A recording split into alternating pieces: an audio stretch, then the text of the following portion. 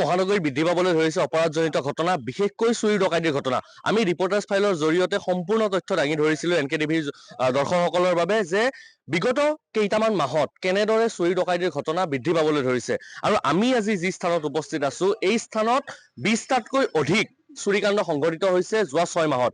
আৰু আটাইতকৈ আপোনাৰ শুনি চকু কপালত উঠিব যে এই অঞ্চলটো হৈছে এটা আৰক্ষী CIDৰ আৱাসিক অঞ্চল, অৰ্থাৎ যেনিয়ে চাই তেনিয়ে আছে আৰক্ষীৰ ঘৰ নাইবা কাৰোবাৰ কোৱাৰ্টাৰ আৰু CIDৰ যিসকল কৰ্মৰত অফিচাৰ নাইবা CID যিসকল কৰ্মৰত লোক তেওঁলোকৰ যিসমূহ কোৱাৰ্টাৰ এই স্থানত আছে। কিন্তু এই স্থানতে দিনে নিশাই সংঘটিত হ'বলৈ ধৰিছে চুৰিকাণ্ডৰ ঘটনা। মোৰ পিছফালে আছে এখন অসম আৰক্ষীৰ বাহন, যি অসম আৰক্ষীৰ পেট্ৰলিং বাহন। এই পেট্ৰলিং বাহন ইয়াতে আছে, লগত আছে অসম আৰক্ষীৰ আন বহুকেইখন বাহন। কিন্তু এই স্থানত যি স্থান আচলতে আৰক্ষীৰ দুৰ্গ বুলি ক'লেও ভুল নহ'ব, আৰু আৰক্ষীৰ দুৰ্গ এনেধৰণৰ স্থানৰ পৰাই সংঘটিত হ'বলৈ ধৰিছে এটাৰ পিছত এটাকৈ চুৰিকাণ্ডৰ ঘটনা। সেয়া নিশাই হওক নাইবা দিনতে হওক, দিনতেই কিন্তু চুৰিকাণ্ড সংঘটিত হোৱা বহুকেইটা ঘটনা আছে। আৰু মই কেইগৰাকীমান ভুক্তভোগী আছে, প্ৰথমে অঞ্চলটো দেখুৱাই লৈছো, তাৰ পাছত কেইগৰাকীমান ভুক্তভোগী আছে তেওঁলোকৰ সৈতে কথা পাতিম। পোনপ্ৰথমে আপোনাৰ ওচৰলৈ আহিছো, কেতিয়া আৰু কি ধৰণৰ চুৰি হৈছিল আৰু আৰক্ষীৰ সঁহাৰি কেনেকুৱা পাইছে? মোৰ আজি 2 মাহ আগতে তাৰমানে মোৰ নিজৰ ঘৰৰ ভিতৰৰ পৰা বাৰাণ্ডাত আছিল আৰু নতুন ইনভাৰ্টাৰ এটা ৰাতিপুৱা 3:40ত চুৰে লৈ গ'ল। দুজন মানে ভিতৰত সোমাইছিল, আকৌ ৰাতি বাহিৰত 3জন আছে। তাৰ পাছত মই চুৰ হৈ গ'ল, লৈ গ'ল, উঠিলো, গম পালো যে ইনভাৰ্টাৰটো লৈ গ'ল। তাৰপিছত মই বশিষ্ঠ থানাত গ'লো, এপ্লিকেশ্যন এখন দিলো, দি তাৰপিছত পুলিচ আহিল ৰাতি। আহি CC কেমেৰাৰ ফুটেজ বিলাকো দিলো, দিয়াৰ পাছত সিহঁতে চাই মেলি চাহ পানী খাই, এইখিনিয়ে সিহঁতৰ ভূমিকা আৰু বিশেষ ভূমিকা নাই। এইখিনি কিবা সন্ধান পাইছে না পাইছে? পিছত আপোনাৰ লগত যোগাযোগ কৰিছে? একো যোগাযোগ নাই। আপুনি আৰক্ষীক সোধোতে কি কৈছে? কৈছে যে আমি যোগাযোগ কৰি আছো, আমি ওলাই দিম, টেনচন ল'ব নালাগে, আপোনাৰ বস্তু পাই যাব। তাৰপাছত কিন্তু একো খবৰ নাই। এই লোকজনৰ পিছফালে এখন গেট আছে, এই গেটখনৰ সন্মুখত যোৱাকালি দিনৰ ভাগত এখন বাইক আছিল, আৰু সেই বাইকখন দুপৰীয়া প্ৰায় 2 পৰা 3 বজাৰ ভিতৰত দিন দুপৰতে এনেদৰে চুৰে চুৰি কৰি লৈ গৈছে। আৰু পুনৰবাৰ কৈছো যে এইটো এটা আৰক্ষীৰ আচলতে দুৰ্গ, কিয়নো আৰক্ষীৰ যিসমূহ আৱাসিক ঘৰ আছে, সেই আৱাসিক ঘৰসমূহ ইয়াতে আছে। কিন্তু ইয়াৰ সন্মুখৰ পৰা এতিয়া চুৰি হ'বলৈ ধৰিছে বাইক, চুৰি হ'বলৈ ধৰিছে ইনভাৰ্টাৰ, আৰু লগতে আন সামগ্ৰী। আন কেইগৰাকীমান লোক আছে।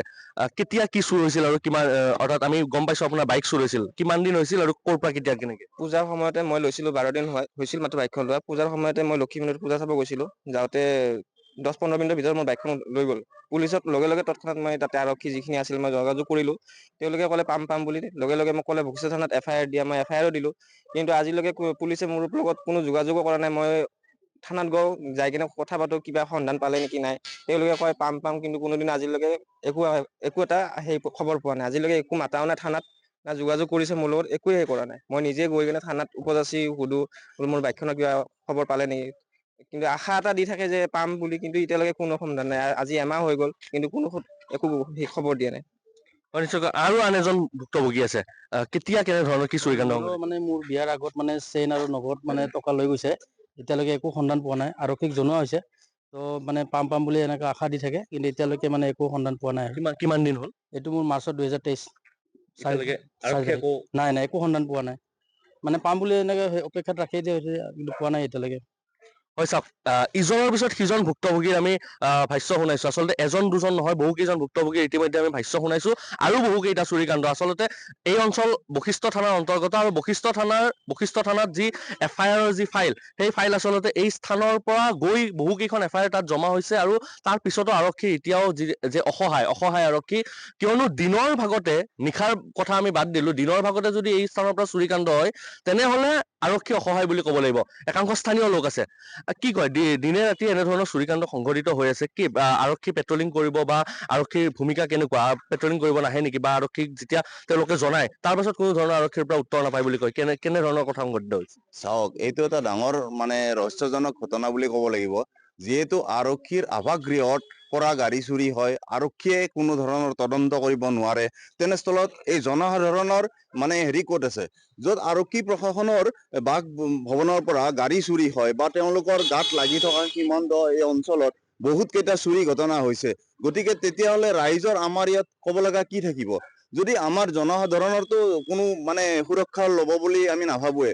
যেতিয়া তেওঁলোকৰ প্ৰশাসনৰ আৱাসগৃহৰ পৰা এই গাড়ী চুৰ হ'ল, তাৰপিছত ইয়াৰ ওচৰতে স্কুটি এখন চুৰি হ'ল, লেডিজ মানে মহিলা এগৰাকী ভেকচন ধৰি আহিছিল, ভেকচন ধৰি অহাৰ পিছতো আমি ফুটেজ পৰ্যন্ত দেখালো, ভাইৰেল কৰিলো, কিন্তু সেই ভাইৰেলৰ পৰাও কোনো ধৰণৰ আমি একো মানে পদক্ষেপ লোৱা দেখা নগ'ল।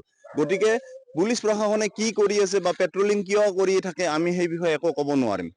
গতিকে তেখেতসকলক আমি অনুৰোধ কৰোঁ, এই অঞ্চলত এবাৰ দুবাৰ নহয় বহুতবাৰ এনেকুৱা ঘটনা ঘটিছে। গতিকে আগন্তুক দিনলৈ যাতে তেখেতসকলে এই মানে এইবিলাক চুৰিকাণ্ড নহয় তাৰ কাৰণে পদক্ষেপ লয়। মুখ্যমন্ত্ৰী মহোদয়ৰ লগতে DJP ছাৰ মহোদয়ক আমি অনুৰোধ জনাইছোঁ যাতে এই চুৰি কাৰ্যৰ পৰা আমাৰ ৰাইজক বা এই পুলিচ প্ৰশাসনৰ যি আৱাসগৃহ এইসকলৰ পৰা বঞ্চিত কৰে। ধন্যবাদ।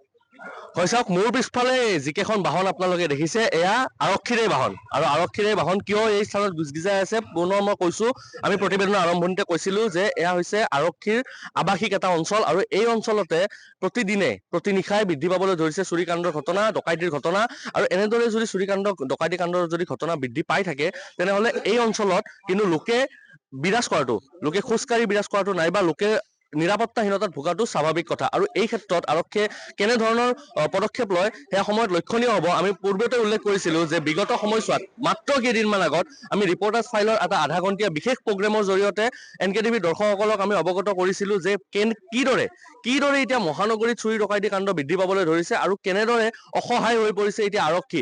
কিয়নো পুৰুষে মহিলাৰ সাজ পিন্ধি আহি যিহেতু CCTV আজিকালি প্ৰায় ঘৰতে CCTV সংলগ্ন হৈ থাকে, কিন্তু CCTV যাতে ধৰা নপৰে